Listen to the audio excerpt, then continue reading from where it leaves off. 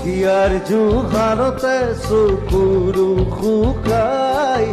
দেউতাৰো একেদশা পদূলিলে চাই বহুদিন হ'ল সৰু বাৰ মুখ দেখা নাই চেনেহীৰা কাষত আজি জোন কৰা নাই হালৰ গৰু গোহালিতে পথাৰো শুকাই ৰাতি হ'লে গুলিৰ শব্দ নজৰাই